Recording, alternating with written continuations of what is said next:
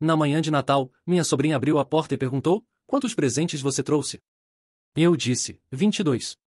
Ela pareceu desapontada. Ela respondeu: isso é 5 a menos que no ano passado. Mamãe disse que, se você trouxesse muito pouco, não deixar você entrar. Então a porta se fechou. Eu apenas sorri e coloquei a transferência da mensalidade de R$ 14.000 em espera. 30 minutos depois, minha irmã mandou uma mensagem: como você pôde estragar o Natal?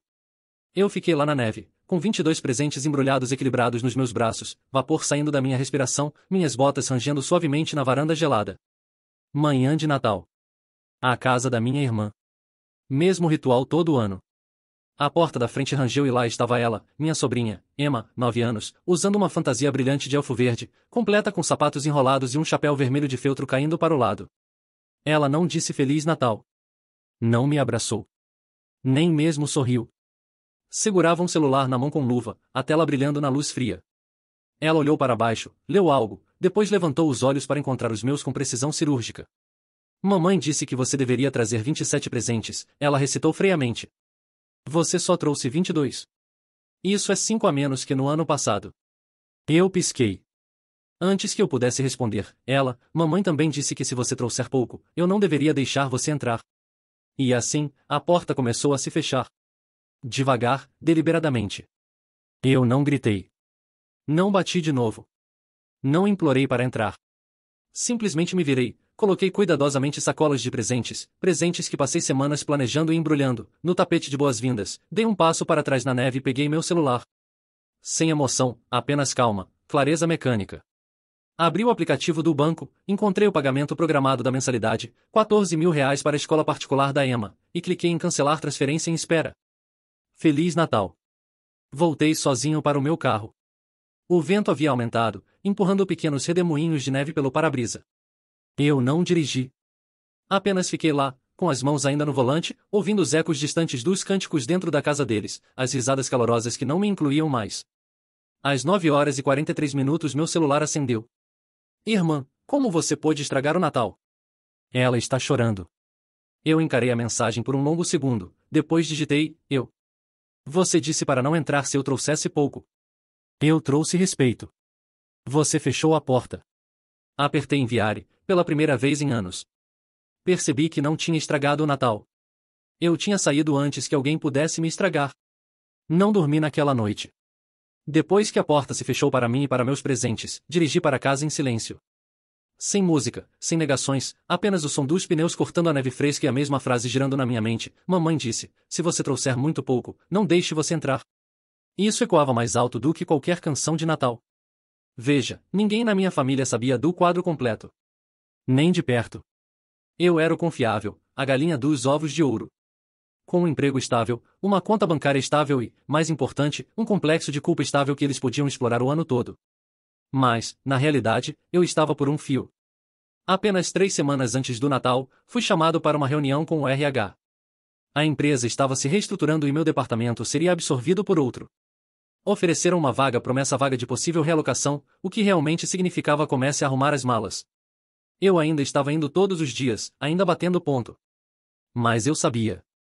Um deslize, um erro na planilha, um prazo perdido e eu estaria fora. E com o emprego iria meu apartamento, meu plano de saúde, minha linha de crédito cuidadosamente esticada. Mas eu não contei a ninguém, nem mesmo para a mamãe, porque sabia o que aconteceria. No momento em que eu mostrasse vulnerabilidade, meu valor para eles despencaria. Eu não seria mais útil. E nessa família, ser útil era a única forma de ser querido. Mamãe tinha implorado para eu ir ao Natal este ano. A voz dela ao telefone tinha aquele tom suave e suplicante que ela reservava para quando queria algo embrulhado em preocupação. Querido, você sabe que eles não vão admitir, mas querem ver você. Especialmente a Ana. Ela tem falado dos seus presentes o mês todo. Eu hesitei. Disse que talvez estivesse cansado demais, ocupado demais, quebrado demais. Mas aí ela insistiu: sem você, não há espírito de Natal na casa. Você sabe disso. Eu deveria ter dito não. Deveria ter deixado o silêncio ser meu RSVP. Mas não fiz isso. Porque, como um tolo, eu ainda queria ser necessário. Ainda queria acreditar que talvez este ano as coisas seriam diferentes. Ano passado foi a gota d'água. Ou pelo menos deveria ter sido. Eu levei 30 presentes para aquela casa, gastei todo o meu bônus de dezembro e parte do aluguel de janeiro para dar a Emma o conjunto de arte que ela queria, os sapatos pelos quais ela chorou e um console Switch com o jogo exato que ela pediu, cada um embrulhado com fitas e bilhetes assinados por tio. E ainda assim, quando a família se reuniu ao redor da árvore, Emma correu em direção a uma caixa que claramente reconheceu. Ela abriu e gritou: "Papai me deu isso." Eu congelei. O pai dela, meu ex-cunhado vagabundo, não mandava nenhum cartão há anos, mas agora, de repente, era o Papai Noel. Minha irmã não a corrigiu. Na verdade, ela sorriu e disse: "Ele está se esforçando mais agora." Viu? Talvez ele esteja amadurecendo. Enquanto isso, eu fiquei lá, com chocolate quente em uma mão e meu orgulho na outra, vendo meu gesto ser silenciosamente apagado. Com as notas fiscais ainda no bolso do meu casaco. Foi nesse momento que aprendi que, na nossa família, a verdade é opcional. Mas a imagem. A imagem é tudo. Isso ficou ainda mais claro em março, quando minha irmã ligou chorando: "Eu não sei o que fazer. O prazo da mensalidade é esta semana e a Emma ama aquela escola. Por favor, você é o único que pode ajudar. Só um pequeno empréstimo, só para este semestre." Então eu paguei. R$ 7.000, embora com um toque e um suspiro. Em junho, foi o cachorro, o Yorkie da Emma. Murphy tinha rompido um ligamento ou algo assim. A cirurgia custava apenas R$ 2.600. Você sabe como ela é apegada. Minha irmã soluçou. Se algo acontecer com Murphy, a Emma nunca vai se recuperar emocionalmente. Você não quer isso na sua consciência, quer? Não, eu não queria isso. Então eu paguei. Depois, em setembro, surgiu um problema de fluxo de caixa de curto prazo, ela disse. Só até o novo emprego começar. Eu transferi mais R$ 2.000 e agora meu cartão de crédito estava estourado, minhas economias viraram pó. Eu estava equilibrando 3 planos de pagamento e tinha acabado de receber minha segunda carta de aviso do banco sobre atraso no pagamento da hipoteca. Eu estava afundado e eles ainda nadavam em champanhe. Enquanto isso, minha irmã estava postando no Instagram como se fosse uma empreendedora de sucesso. O feed dela era um museu curado de mentiras. Fotos da Emma na orientação da escola particular com legendas como Prodmomo investindo no futuro, fotos do Murphy com uma tala minúscula. Furbab vale cada centavo. Uma selfie na frente de uma árvore de Natal que eu comprei para ela no ano passado. Simplement Magique. Sempre trabalhando duro. E a minha favorita: algumas pessoas dependem dos outros, eu corro atrás. Tudo isso enquanto ela me denava como um serviço de assinatura mensal. É por isso que este ano eu pensei em não ir. Eu já estava com um pé fora, mas mamãe me puxou de volta. Ela é sua irmã. É Natal. Vamos lá. Faça isso pelas crianças. E assim eu apareci com 22 presentes, que aparentemente não foram suficientes. Deixe-me dizer isso alto e claro. Eu não fui punido por dar pouco. Eu fui punido por finalmente traçar um limite. A verdadeira razão pela qual ela ficou furiosa: eu parei de ser a rede de segurança dela, parei de interpretar o papel de investidor silencioso no conto de fadas dela. Sentado na minha cozinha vazia às 2 da manhã, com apenas a luz do micro-ondas iluminando o meu rosto, eu finalmente entendi a extensão da manipulação. Não era só sobre o dinheiro. Era sobre controle, sobre me manter em uma posição onde eu sempre seria o devedor emocional, sempre correndo atrás da aprovação deles, sempre pagando por um amor que nunca chegaria. Meu celular vibrou novamente. Mais uma mensagem da minha irmã, e a Emma está perguntando onde está o tio. Ela não entende por que você foi embora. Como eu explico para uma criança de 9 anos que o tio dela é egoísta? Egoísta. Essa palavra me atingiu como um soco no estômago. Eu, que durante 5 anos tinha sido o patrocinador invisível da vida dela, agora era egoísta por finalmente dizer não. Eu, que tinha perdido noites de sono calculando como encaixar mais uma emergência dela no meu orçamento já apertado, agora era o vilão da história. Comecei a digitar uma resposta, depois apaguei tudo. O que eu poderia dizer? Que eu estava quebrado. Que meu emprego pendia por um fio. Que eu tinha escolhido entre pagar a mensalidade da escola particular da Emma ou não perder meu apartamento. Não, isso só resultaria em mais lágrimas, mais manipulação, mais promessas vazias de que desta vez seria diferente. Na manhã seguinte, acordei com 15 mensagens perdidas. Minha mãe tinha entrado na dança. Querido, sua irmã me contou o que aconteceu. Sei que vocês dois estão passando por um momento difícil, mas isso não é sobre vocês. É sobre a família. É sobre manter nossa tradição. A Emma não teve culpa de nada. Nossa tradição. Como se fosse algo sagrado, esse ritual anual onde eu aparecia como um Papai Noel particular, distribuindo presentes que eles consideravam obrigatórios, não gestos de carinho. Como se a tradição não fosse simplesmente me usar como um cartão de crédito com pernas. E claro, a Emma não teve culpa. Ela era apenas uma criança sendo moldada pelos adultos ao redor dela. Mas isso não mudava o fato de que aos 9 anos ela já tinha aprendido a quantificar o amor. 27 presentes significavam amor suficiente para ser permitido entrar. 22 significavam rejeição instantânea. Decidi não responder nenhuma mensagem naquele dia. Em vez disso, fui caminhar pela cidade quase vazia. As ruas ainda tinham aquele silêncio pós-natal, com restos de papel de presente voando pela calçada e luzes coloridas piscando tristemente em janelas abandonadas. Era como se toda a cidade fosse um palco depois que o espetáculo acabou. Foi durante essa caminhada que percebi algo que deveria ter sido óbvio há anos. Eu nunca tinha recebido um presente de Natal da minha irmã. Nem uma vez. Nem mesmo uma lembrancinha. Ela sempre dizia que estava sem tempo ou sem dinheiro, mas eu acabará de bancar 3 férias dela no último ano. Eu tinha memorizado os detalhes das emergências financeiras dela, mas não conseguia lembrar da última vez que ela tinha perguntado como eu estava passando. Quando voltei para casa, encontrei minha mãe parada na porta do meu prédio. Ela estava lá há quanto tempo? Suas bochechas estavam vermelhas de frio, e ela segurava uma sacola de plástico com o que pareciam ser sobras da ceia de Natal. Precisamos conversar, ela disse, sem nem me cumprimentar. Subimos em silêncio para o meu apartamento. Minha mãe olhou ao redor com aquela expressão que eu conhecia bem, a mistura de orgulho e preocupação que ela reservava para mim. Orgulho porque eu tinha me dado bem na vida, preocupação porque eu sempre parecia estar caminhando na corda bamba. Sua irmã me contou sobre o dinheiro, ela começou, se sentando na minha poltrona sem ser convidada. Sobre a mensalidade que você cancelou. Ah, ela contou. Eu ri amargo. Imagino que versão da história ela ofereceu. Ela disse que vocês tinham um acordo. Que você tinha se comprometido. Mãe, eu nunca me comprometi com nada. Ela me ligou em pânico, como sempre, e eu ajudei, como sempre. Não assinou nenhum contrato. Mas você sabia que ela estava contando com isso. E ela sabia que eu estava desempregado? Sabia que meu cartão de crédito está no limite? Sabia que eu não durmo direito há meses porque não sei como vou pagar minhas próprias contas? O silêncio que se seguiu foi ensurdecedor. Minha mãe piscou várias vezes, como se estivesse processando uma informação em uma língua estrangeira. Você está desempregado? Praticamente. Meu departamento foi cortado. Estou vivendo de favor até eles decidirem se vão me realocar ou me mandar embora. E você não nos contou? Para quê? Para ouvir sobre como isso afeta os planos dela? Para ser lembrado de que família é família e que eu deveria dar um jeito? Minha mãe ficou calada por um longo momento, mexendo nas alças da sacola. Finalmente, ela falou, ela precisa de você. Eu sei que precisa. Mas eu também preciso de mim.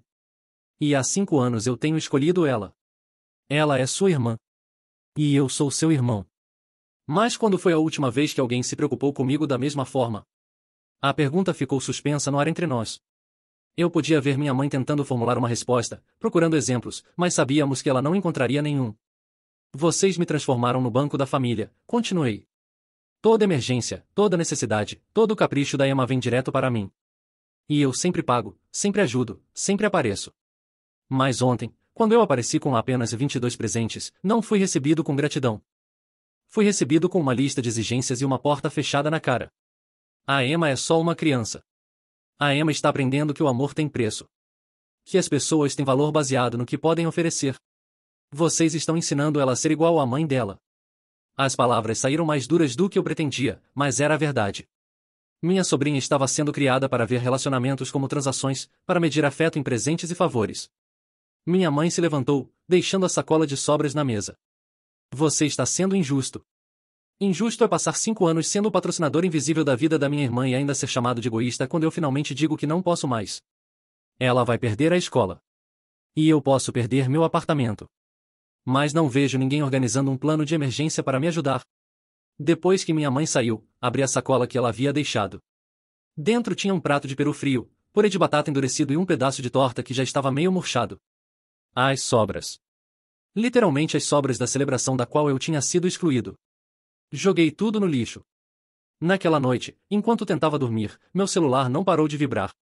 Mensagens da minha irmã, da minha mãe, até mesmo de alguns primos que aparentemente tinham sido recrutados para a campanha de reintegração.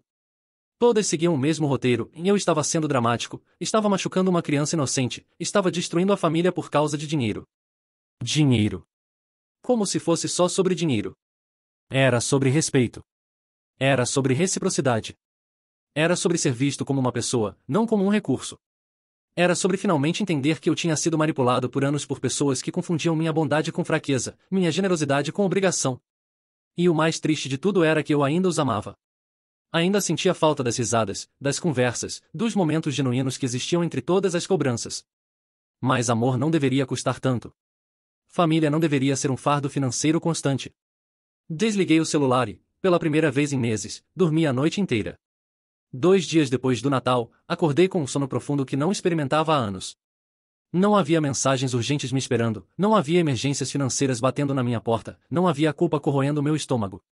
Pela primeira vez em muito tempo, meu primeiro pensamento ao acordar não foi sobre dinheiro que eu devia ou favores que precisava fazer. Fiz café e sentei na varanda do meu apartamento, observando a cidade se recuperar lentamente do fervor natalino. As ruas estavam cheias de árvores descartadas nas calçadas, como soldados caídos depois de uma batalha. Era uma metáfora perfeita para como eu me sentia descartado depois de servir meu propósito. Meu celular, que eu havia deixado no silencioso, mostrava 47 mensagens não lidas. 47. Respirei fundo e comecei a ler. As primeiras eram da minha irmã, variando entre raiva e desespero, você não pode fazer isso conosco. A Emma não para de chorar. Mamãe disse que você está passando por problemas, mas isso não justifica abandonar sua família. Eu sempre soube que você era egoísta, mas nunca pensei que chegaria a esse ponto. Depois vinham as da minha mãe, tentando ser a mediadora, querido, sei que todos estamos magoados, mas precisamos conversar como adultos. Sua irmã está desesperada com a situação da escola. Talvez possamos encontrar uma solução que funcione para todos. E então as mais interessantes, em mensagens de parentes distantes que claramente tinham recebido apenas um lado da história. Minha tia Rosa, soube que você abandonou sua sobrinha no Natal. Que decepção. Meu primo André, cara, sei que vocês têm problemas, mas a Emma não merece isso. Cada mensagem confirmava o que eu já sabia, e eu tinha sido transformado no vilão da narrativa familiar. A história havia sido recontada e redistribuída, cuidadosamente ditada para remover qualquer contexto que pudesse me favorecer. Não havia menção aos 5 anos de suporte financeiro, às emergências que eu sempre resolvia, aos sacrifícios pessoais que eu fazia rotineiramente. Eu era simplesmente o tio cruel que abandonou uma criança no Natal. Decidi fazer algo que nunca havia feito antes, contar minha versão da história. Abri uma nova mensagem no grupo da família e comecei a digitar. Mas parei. Meus dedos ficaram suspensos sobre o teclado enquanto eu percebia algo fundamental, e eu não devia explicações a ninguém. Eu não precisava justificar minha decisão de parar de me sacrificar financeiramente por pessoas que me viam apenas como um recurso. Em vez disso, digitei algo muito mais simples, estou bem. Precisava de um tempo para reavaliar minha situação. Quando estiver pronto para conversar, entro em contato. Enviei e imediatamente desliguei o telefone novamente. Nos dias seguintes, estabeleci uma nova rotina. Acordava sem pressa, tomava café da manhã adequadamente em vez de correr para resolver alguma crise familiar. Comecei a procurar emprego de verdade, não apenas esperando passivamente pela decisão da minha empresa atual. Limpei meu apartamento completamente, algo que não fazia há meses porque sempre estava ocupado resolvendo os problemas de outras pessoas. Foi durante essa limpeza que encontrei uma caixa velha no fundo do meu armário. Dentro estavam cartões e fotos de natais passados, lembretes físicos de como nossa dinâmica familiar havia mudado ao longo dos anos. Havia uma foto de 5 anos atrás, pouco depois que minha irmã se divorciou. Ela estava sorrindo, mas eu podia ver o cansaço ao redor dos olhos dela. A Emma, então com 4 anos, estava no meu colo, rindo de algo que eu havia dito. Era de antes da escola particular, antes das emergências médicas caras, antes de eu me tornar a solução automática para todos os problemas financeiros dela. Lembrei-me daquele primeiro pedido de ajuda. Minha irmã havia ligado chorando, explicando que o ex-marido não estava pagando a pensão e ela não conseguia arcar com o aluguel sozinha. É só até eu me organizar, ela havia prometido. Só uns 2 meses, no máximo. 2 meses se tornaram 5 anos. Encontrei também os cartões que ela costumava me dar, nos primeiros anos após o divórcio. Cartões sinceros, escritos à mão, cheios de gratidão genuína. Obrigada por estar sempre aqui para nós. Não sei o que faríamos sem você. Você é o melhor irmão do mundo. Quando foi que esses cartões pararam de chegar? Quando a gratidão se transformou em expectativa? Quando minha generosidade se tornou uma obrigação assumida? Eu sabia exatamente quando, e foi no momento em que parei de ser uma ajuda ocasional e me tornei uma fonte de renda regular. Foi quando minha irmã começou a fazer planos financeiros que automaticamente me incluíam, sem me consultar primeiro. Uma semana depois do Natal, minha irmã apareceu no meu trabalho. Eu estava saindo para o almoço quando a vi parada ao lado do meu carro, com os braços cruzados e uma expressão que misturava determinação com desespero. Precisamos conversar, ela disse, sem preâmbulos. Não aqui, respondi, olhando ao redor para ver se algum colega estava observando. E não agora. Quando então? Você não responde minhas ligações, não volta minhas mensagens. E estou desesperada. Entra no carro. Dirigimos em silêncio até um parque próximo. Era um dia frio de janeiro, e o parque estava quase vazio exceto por alguns cachorros e seus donos. Sentamos em um banco diante de um lago pequeno, observando os patos nadarem em círculos preguiçosos. A escola deu um ultimato, ela começou. Se não pagar a mensalidade até sexta-feira, a Emma vai ser transferida para a escola pública. E você sabe como é o ensino público aqui. Ela vai perder anos de desenvolvimento. Vai estar em desvantagem para o resto da vida. Muitas crianças estudam em escola pública e se dão muito bem. Você estudou em escola pública? A pergunta me pegou desprevenido. Não, eu não havia estudado em escola pública. Meus pais tinham se sacrificado para me colocar em uma escola particular, assim como haviam feito com minha irmã. Mas isso não mudava o fato de que eu não podia mais arcar com a educação da Emma. O que você quer de mim? Perguntei. Você sabe o que eu quero. Quero ouvir você dizer. Ela suspirou, olhando para longe. Eu quero que você pague a mensalidade da Emma. Não para sempre. Só até eu conseguir me estabilizar. Você disse isso 5 anos atrás. Desta vez é diferente. Como? Eu consegui uma entrevista. Para um emprego melhor. Se eu conseguir, vou poder assumir todas as despesas da Emma. Quando é a entrevista? Semana que vem. Olhei para minha irmã, realmente olhei para ela, pela primeira vez em muito tempo. Ela tinha olheiras profundas, e suas mãos tremiam levemente. Ela estava genuinamente desesperada, mas havia algo mais ali. Havia raiva. Raiva de que eu não estivesse mais desempenhando o meu papel. E se você não conseguir o emprego? Vou conseguir. Mas e se não conseguir? Por que você está sendo tão negativo? Estou tentando resolver a situação. Não estou sendo negativo. Estou sendo realista. Você já me disse que ia resolver sua situação financeira pelo menos 10 vezes nos últimos 5 anos. Toda vez que eu acreditei, me endividei mais. Eu nunca pedi para você se endividar. A mentira foi tão descarada que por um momento fiquei sem palavras. Ela literalmente me pedirá para colocar as despesas dela no meu cartão de crédito só até resolver. Me pedirá para pegar empréstimo só para a emergência do MARF. Me pedirá para adiantar dinheiro do meu 13º só até a pensão cair. Você não pode estar falando sério, consegui dizer finalmente. Estou falando sim. Nunca pedi para você se endividar. Se você escolheu fazer isso, foi decisão sua. E foi nesse momento que entendi completamente o que estava acontecendo. Minha irmã havia reescrito a história na cabeça dela. Na versão dela, ela nunca havia me manipulado ou pressionado. Na versão dela, eu havia me oferecido livremente para todos os sacrifícios, e agora estava retirando caprichosamente meu apoio. Era uma forma de autopreservação psicológica, eu percebi. Se ela admitisse o quanto havia me usado, teria que lidar com a culpa. Era mais fácil me transformar no vilão da história. Sabe de uma coisa, eu disse, me levantando do banco. Você tem razão. Ela me olhou surpresa, claramente não esperando essa resposta. Você nunca me obrigou a nada. Toda escolha foi minha. E agora estou fazendo uma nova escolha. Que escolha? A escolha de parar. Voltei para o carro, e ela me seguiu, falando rapidamente enquanto caminhava. Você não pode fazer isso. A Emma vai sofrer. Ela não entende por que o tio que ela ama de repente abandonou ela. Parei na metade do caminho. A Emma me ama? Claro que ama. Então por que ela não me deixou entrar no Natal? Ela é uma criança. Estava fazendo o que eu disse para fazer. Exato. Ela estava seguindo suas instruções. Instruções que transformaram o amor em uma transação comercial. Entramos no carro, e durante o trajeto de volta ao meu trabalho, minha irmã mudou de estratégia.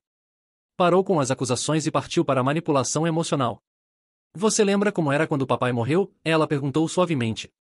Você lembra como nos apoiamos mutuamente? Claro que eu lembrava.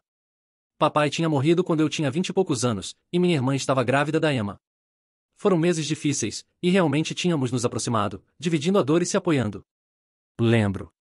Naquela época, família significava algo. Significava estar lá um para o outro, incondicionalmente. E estar lá, sim. Mas não ser um cartão de crédito vitalício. Não é assim que eu vejo. Como você vê então? Ela ficou em silêncio por alguns quarteirões. Finalmente, disse, eu vejo como. Redistribuição familiar. Você sempre foi melhor com dinheiro, sempre teve empregos melhores. É natural que ajude quem está em dificuldade. Redistribuição familiar. Repeti as palavras, testando como soavam. Interessante. E quando é que essa redistribuição flui na direção oposta? Como assim? Quando é que você me ajuda? Quando é que você redistribui para mim? Eu ajudo de outras formas. Como? Outro silêncio longo. Eu cuido da mamãe. Visito ela toda semana, levo a Emma para ela ver. Era verdade. Minha irmã realmente cuidava mais da nossa mãe do que eu. Mas isso era principalmente porque eu estava sempre trabalhando para pagar as contas dela. E você acha que isso é equivalente a dezenas de milhares de reais?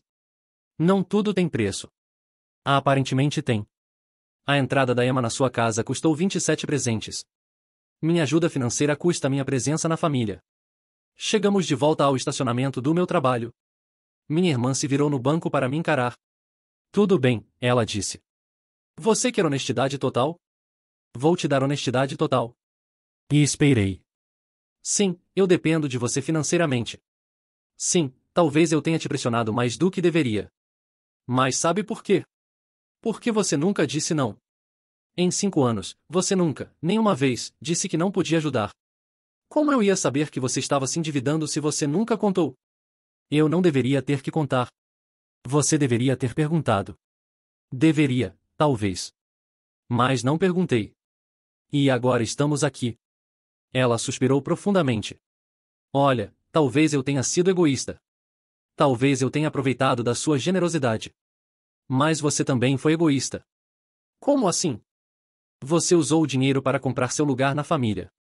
Para garantir que sempre seria necessário. Você nunca ajudou só por bondade, você ajudou porque isso te fazia sentir importante. A acusação me atingiu como um tapa. Porque havia uma dose de verdade nela. Eu realmente me sentia importante quando resolvia as crises dela. Me sentia necessário, valorizado. Talvez, admiti. Mas isso não muda o fato de que eu não posso mais. Não pode ou não quer? As duas coisas. Ela sentiu lentamente, como se finalmente estivesse entendendo que desta vez eu não ia ceder. Então é isso?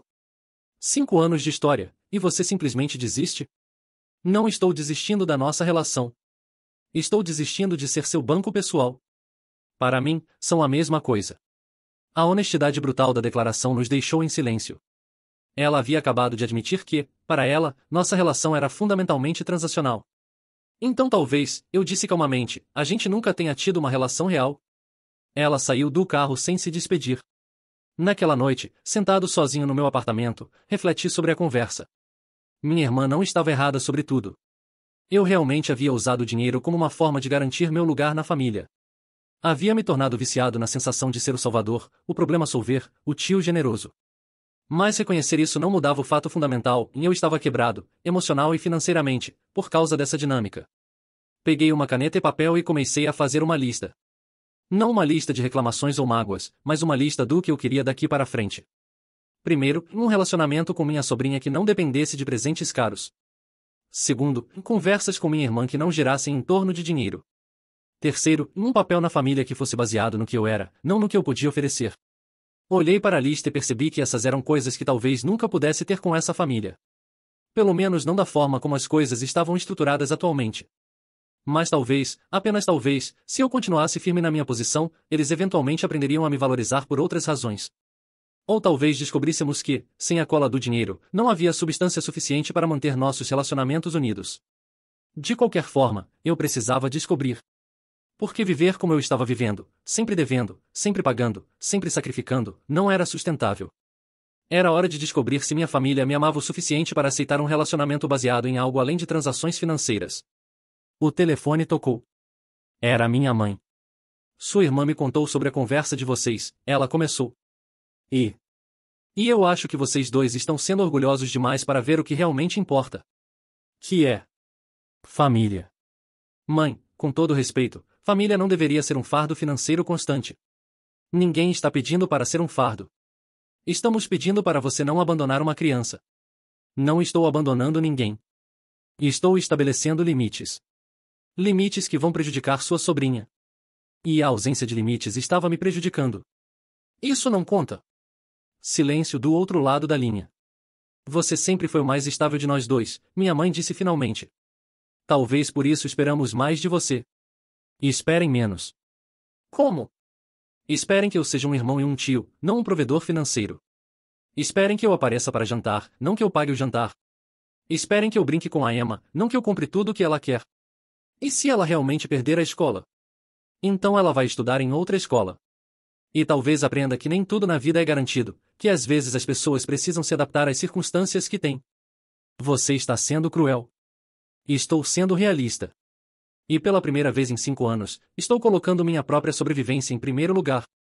Depois que desliguei, me perguntei se estava realmente fazendo a coisa certa.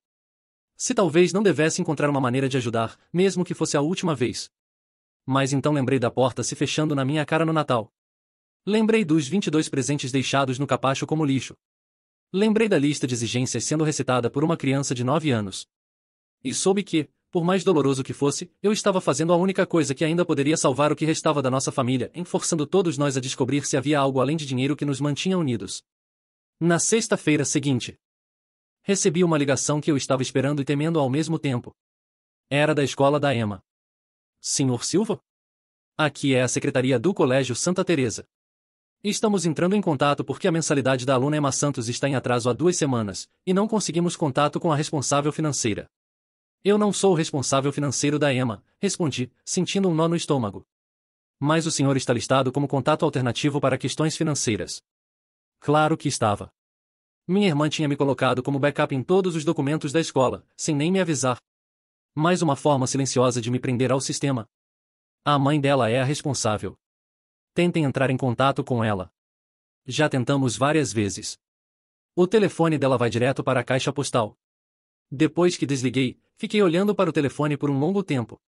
Minha irmã estava claramente evitando a escola, provavelmente esperando que eu cedesse no último minuto. Era um jogo de tique emocional, e ela estava apostando que eu piscaria primeiro. Não pisquei. Segunda-feira de manhã, minha mãe apareceu novamente no meu apartamento. Desta vez ela não estava sozinha.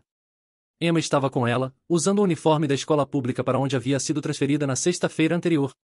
Oi, tio, Emma disse timidamente, sem me olhar nos olhos. Oi, querida. Meu coração se apertou vendo ela assim, claramente desconfortável e confusa. Posso conversar com você? Minha mãe perguntou, indicando Emma com os olhos.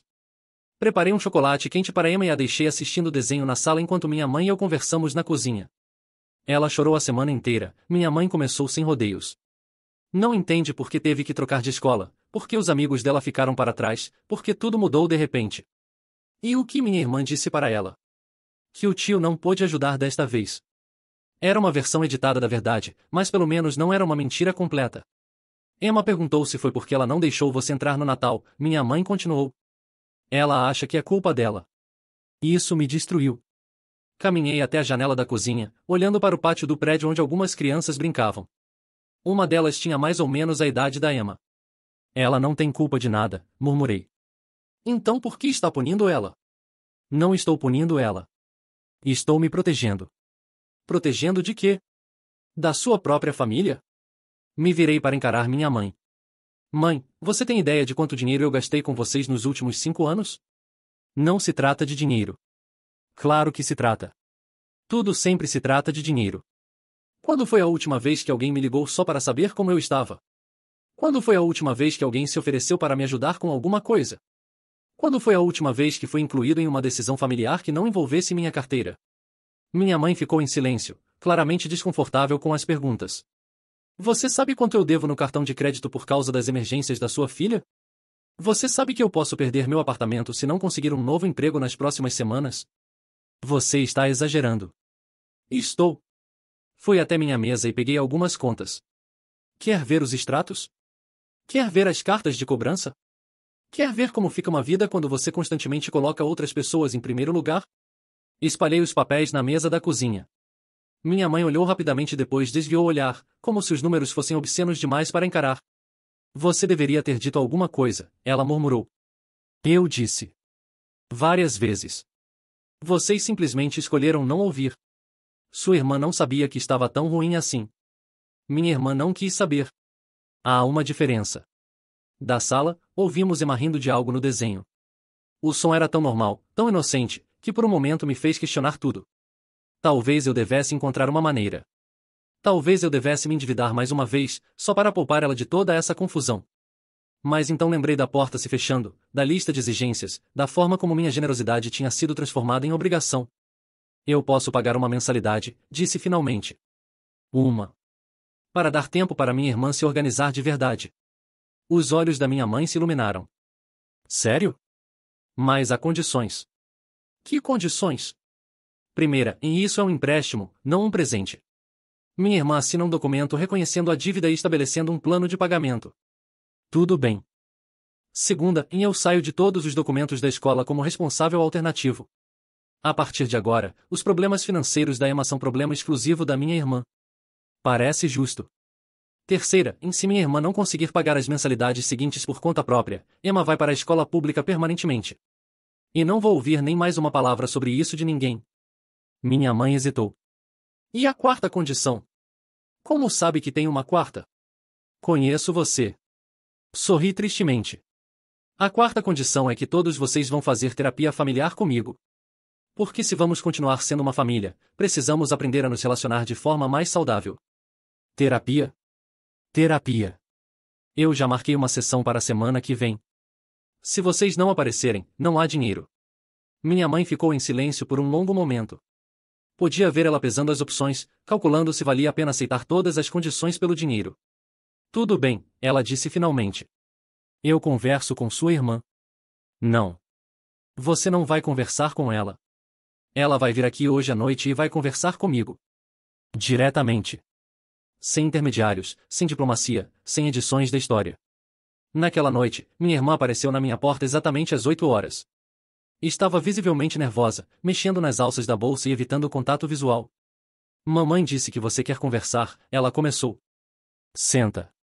Ela se sentou na ponta do sofá, como se estivesse pronta para sair correndo a qualquer momento. Vou te fazer uma oferta, comecei. Uma única vez. Uma mensalidade da escola da Emma, como empréstimo documentado, com as condições que expliquei para a mamãe. Terapia familiar? Sério? Muito sério. Porque o que está acontecendo entre nós não é sustentável. Ou aprendemos a nos relacionar de forma diferente, ou paramos de nos relacionar completamente.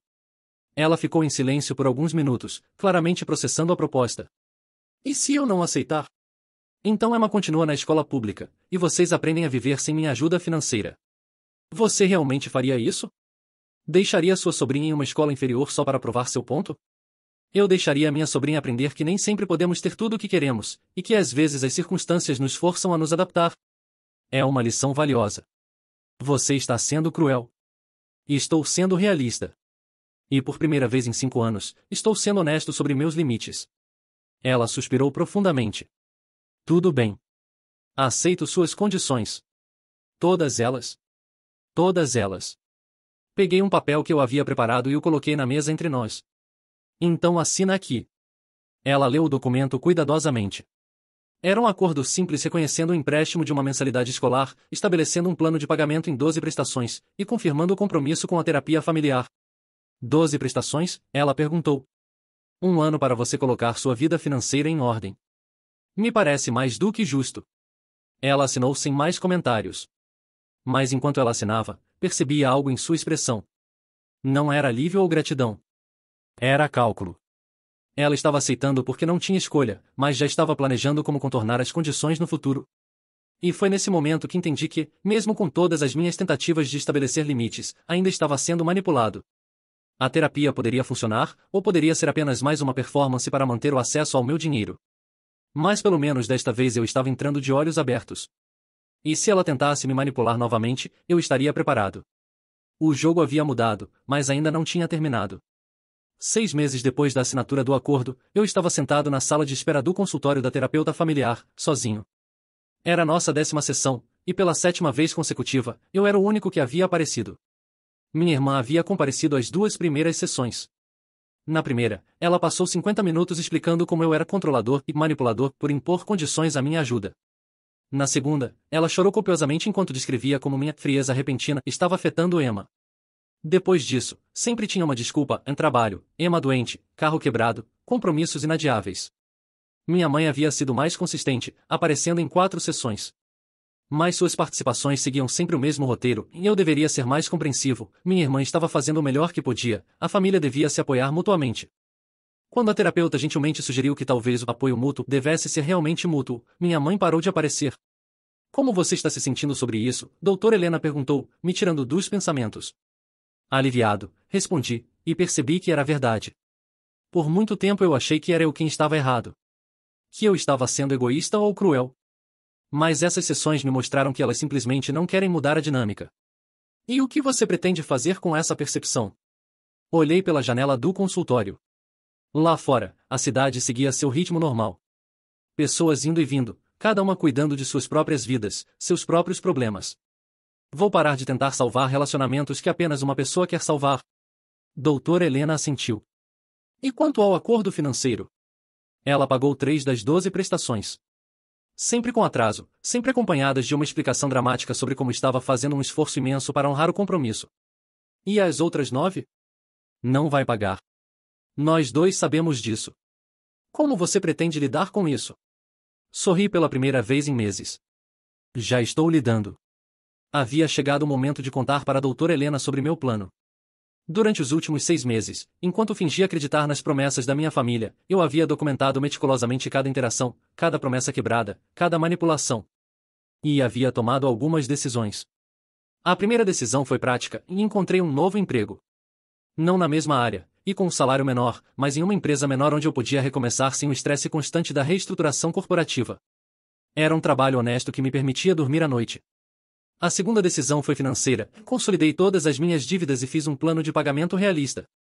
Sem emergências familiares para drenar minha conta corrente, descobri que eu podia viver confortavelmente e ainda pagar minhas dívidas em 2 anos. A terceira decisão foi a mais difícil e mudei meu número de telefone. Você cortou contato completamente? Doutora Helena perguntou. Não completamente. Eles têm meu e-mail. Se houver uma verdadeira emergência, hospitalização, morte, eles podem me contatar. Mas acabaram as ligações de última hora sobre crises financeiras. Como se sente sobre isso? Culpado às vezes. Livre na maioria das vezes. E era a verdade. Os primeiros dias após mudar o número foram difíceis. Eu ficava olhando para o telefone, esperando que tocasse, me perguntando se havia sido cruel demais. Mas gradualmente, percebi que o silêncio era uma bênção. Pela primeira vez em 5 anos, eu podia fazer planos sem me preocupar se teria dinheiro suficiente após a próxima emergência familiar. Há algo mais que você gostaria de compartilhar? Doutora Helena perguntou, claramente percebendo que eu estava guardando alguma coisa. Na verdade, sim. Respirei fundo. Recebi um e-mail da minha irmã semana passada. Sobre o quê? Emma vai fazer 10 anos mês que vem. Minha irmã quer fazer uma festa grande.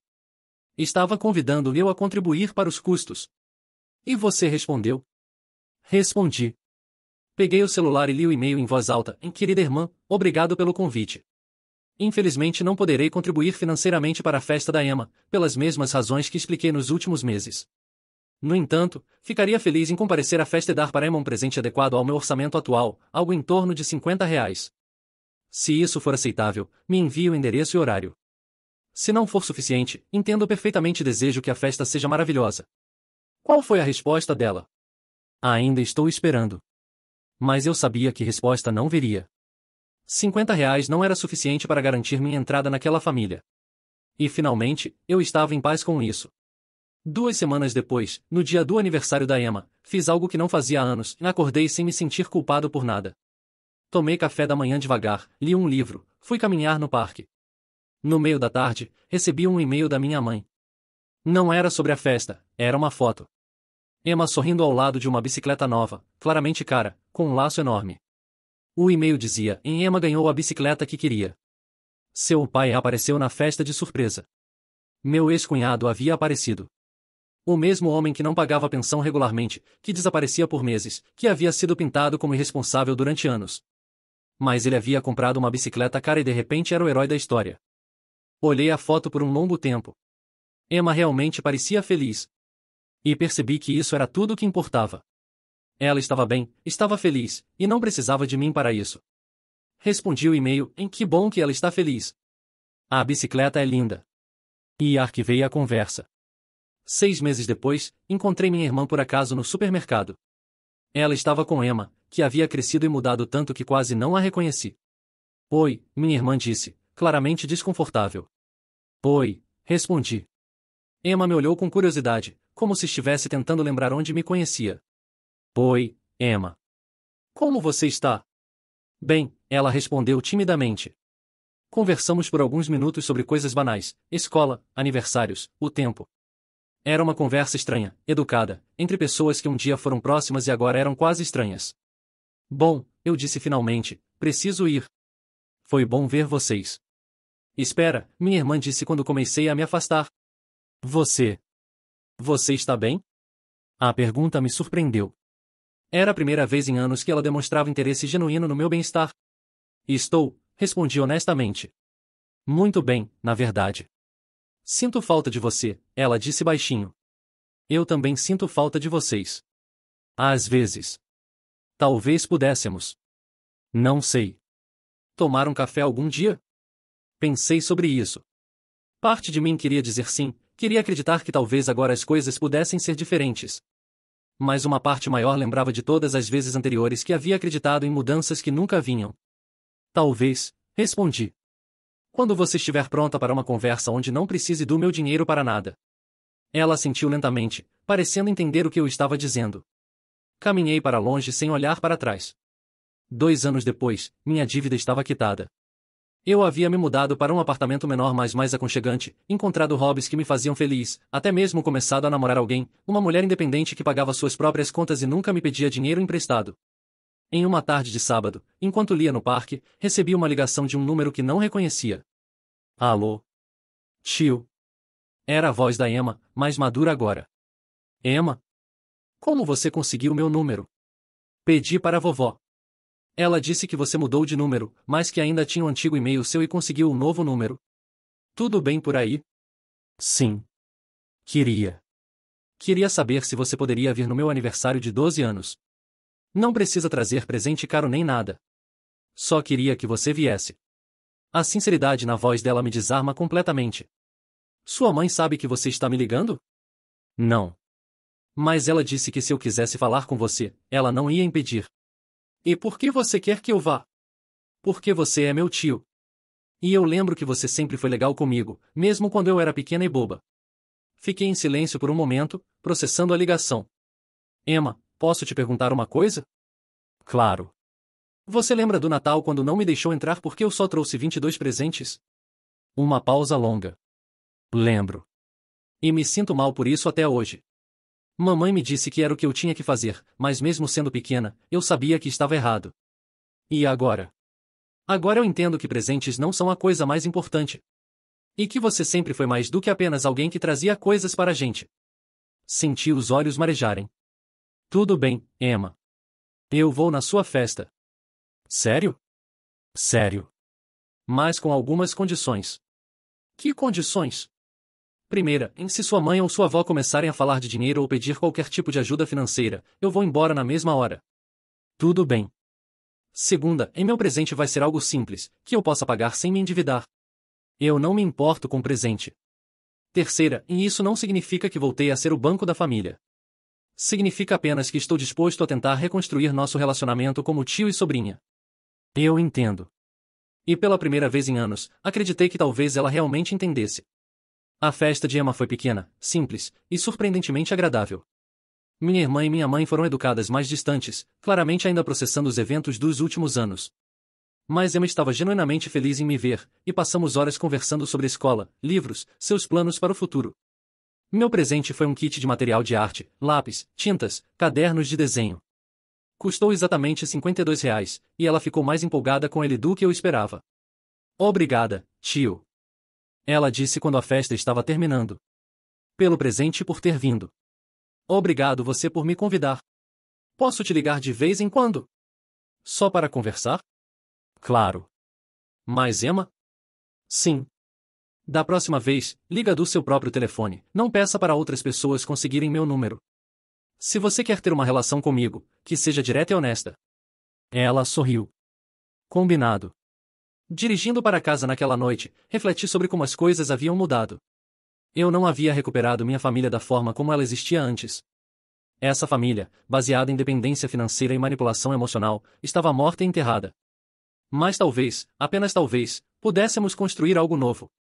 Algo baseado em respeito mútuo, limites claros, e amor que não tivesse preço. E se não pudéssemos, eu havia aprendido a viver bem sozinho. Havia descoberto que meu valor como pessoa não dependia de quantas contas eu pagava ou quantos problemas eu resolvia. Pela primeira vez em minha vida adulta, eu estava livre. E isso, percebi, não tinha preço. 2 anos depois, Emma me ligou para contar que havia passado no vestibular para uma universidade pública. Ela havia estudado muito e conseguido uma bolsa integral baseada no mérito. Estou muito orgulhoso de você, eu disse, e realmente estava. Obrigada. E tio? Sim. Obrigada por ter me ensinado que às vezes as pessoas precisam aprender a se virar sozinhas. Acho que essa foi a lição mais importante que você me deu. Depois que desligamos, sorri para mim mesmo. Talvez, no final, eu tivesse dado a Emma o melhor presente de todos, um exemplo de que é possível estabelecer limites, cuidar de si mesmo, e ainda assim ser uma pessoa boa e amorosa. E isso, definitivamente, não tinha preço.